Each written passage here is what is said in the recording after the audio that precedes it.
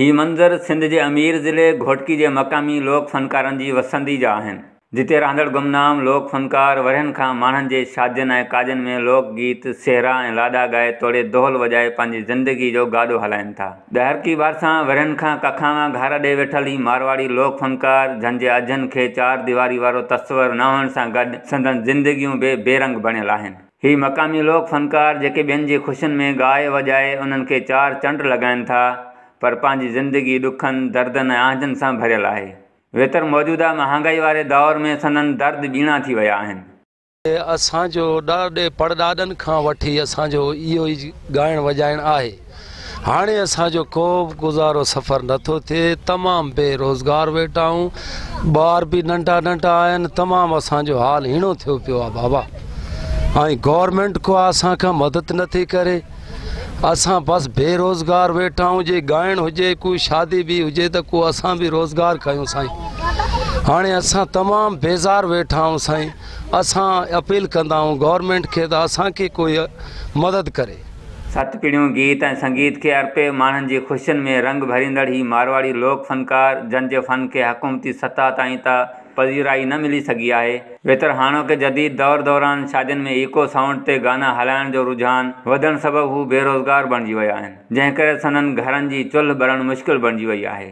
बेरोज़गारी सबबु तोड़े जो ही मक़ामी लोक फ़नकार गुरबत जी लकीर खां हेठि वारी ज़िंदगी गुज़ारण ते मजबूर थियल आहिनि, पर तंहिं हूंदे हू पंहिंजे अबनि ॾाॾनि वारे हिन फ़न खे अलविदा चवण लाइ तयारु न आहिनि। कुझु नथो मिले, ॻाइण वॼाइण असांजो बंदि आहे, अचनि नथा ॾियनि माण्हू, न असांजो परॾाॾा ॾाॾा सॼा ॻाईंदा। ई असांजी सती पीढ़ी में रवाज़ु आहे ॻाइण जो।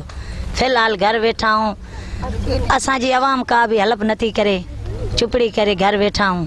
गवर्नमेंट बि कुझु साथ नथा ॾियनि असांखे। जॾहिं हाणे नथा वञूं त घर वेठा आहियूं, पंहिंजे हालात ते हलूं था जीअं हलनि था बसि। रोज़ जूं शादियूं हूंदियूं आहिनि, फ़िलहालु शादियूं बंदि थी वियूं। असां रोज़ पिनण वारा आहियूं, ॻाइण वारा आहियूं।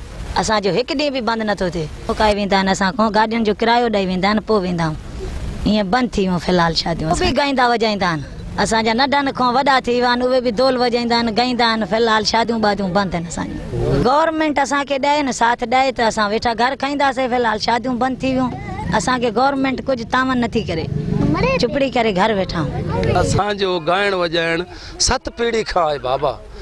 असां इन खे बरक़रार रखंदासीं, अलाह कंदो त असांखे को मदद मिलंदी त। बिल्कुलु असांखे तमामु बेरोज़गारी थी वई आहे, ॻाइण नथो हले, न शादी न ॿी, तमामु असां बेरोज़गार वेठा आहियूं। ॿार असांजा बुख ते वेठा आहिनि साईं। शाम जी हूंदी आहे त सुबुह जी न हूंदी आहे। तमामु ॻाइण वियाइण त असांजो बंदि आहे साईं। हुकूमती बेहसी सबबु सिंध में लोक गीत ऐं लोक फ़नकार आख़िरी पसाह खणी रहिया आहिनि। नाज़रीन, ज़रूरत इन ॻाल्हि जी आहे त सक़ाफ़त खाते खे तहरुक वठी अहिड़नि गुमनाम फ़नकारनि जी सहायता सां गॾु लोक मौसीक़ी खे जीअरण तोड़े हथी वठण लाइ क़दम खणणु घुरिजनि। उमर कोराई, मीरपुर माथेरो।